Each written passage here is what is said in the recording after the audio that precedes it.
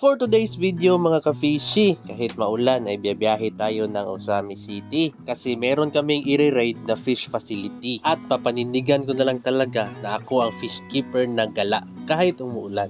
So balik tayo sa video.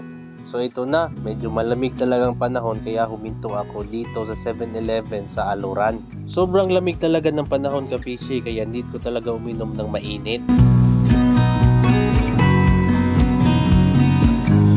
At before leaving, ay clean as you go. Okay? Okay. So after a few minutes ay nandito na ako sa Osami City. At before mamili ng isda ay mananghalian muna kami. So ito na ka-fishy no, namili na ang mga Hokage. Grabe, sanay na sanay silang maglakad sa fish pond mga ka-fishy. So habang busy ang lahat ay may nakita ako dito ka-fishy.